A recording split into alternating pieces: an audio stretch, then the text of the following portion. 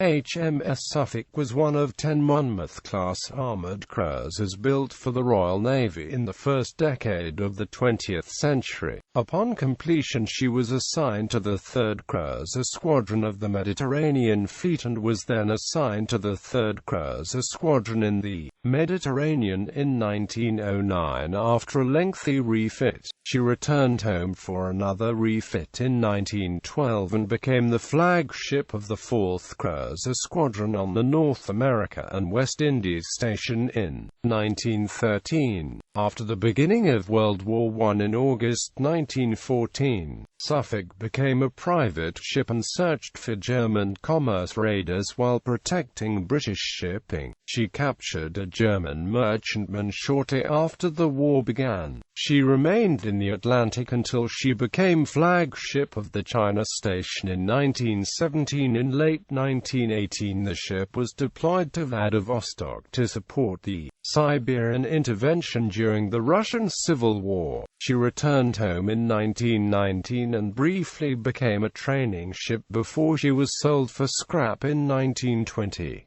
Design and description. Suffolk was designed to displace 9,800 long tons. The ship had an overall length of 463 feet 6 inches, a beam of 66 feet and a deep draft of 25 feet. She was powered by two 4-cylinder triple-expansion steam engines, each driving one shaft, which produced a total of 22,000 indicated horsepower and gave a maximum speed of 23 knots. Suffolk, however, was one of two Monmouths that exceeded her design speed. During her sea trials she reached 24.7 knots. The engines were powered by 31 Niklauser boilers. She carried a maximum of 1,600 long tons of coal and her complement consisted of 678 officers and enlisted men. Her main armament consisted of 14 breech-loading 6-inch Mk7 guns. 4 of these guns were mounted in two twin-gun turrets,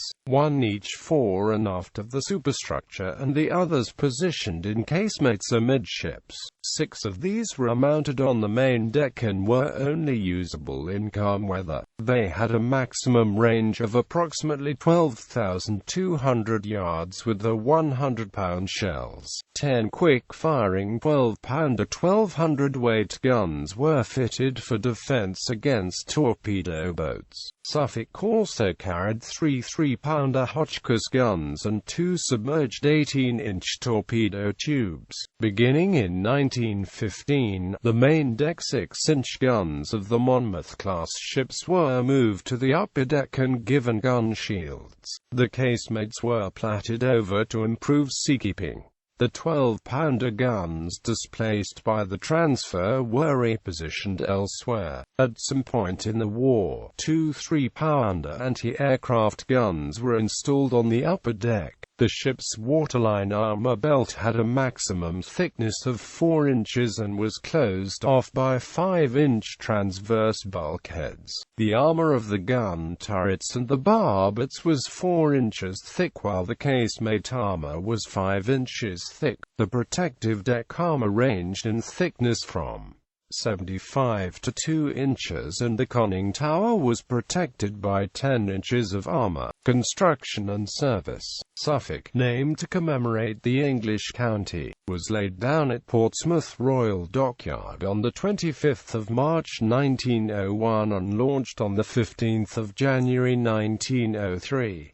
She was completed on the 21st of May 1904 and was assigned to the 3rd Cruiser Squadron of the Mediterranean Fleet. In October 1904, Captain David Beatty assumed command until he returned home in late 1905. The ship returned home in 1907 for a lengthy refit. She returned to the Mediterranean in 1909 and was assigned to the 5th Cruiser Squadron. She began another refit at Devonport Royal Dockyard in October 1912. When it was completed in February 1913, she became the flagship of Rear Admiral Sir Christopher Craddock's 4th Cruiser Squadron on the North America and West Indies station. After the start of the war, Craddock transferred his flag to the faster HMS Good Hope while Suffolk remained in the Atlantic hunting for German raiders.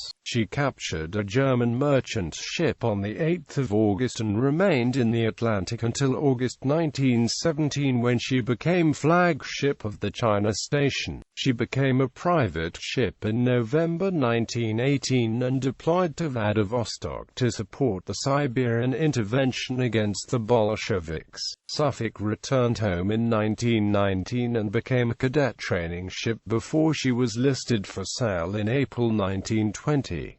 The ship was sold for scrap on the 1st of July, and broken up in 1922 in Germany. Bibliography. Chesno, Roger and Amp. Kolesnik, Eugene M. eds. Conway's All the World's Fighting Ships 1860 to 1905. Greenwich. Conway Maritime Press. ISBN 0831703024. Corbett, Julian. Naval Operations to the Battle of the Falklands. History of the Great War. Based on official documents. London and Nashville, Tennessee, Imperial War Museum and Battery Press. ISBN 0898392566.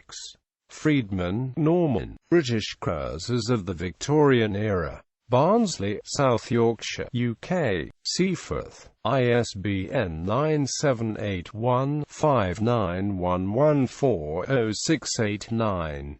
Friedman, Norman. Naval Weapons of World War I.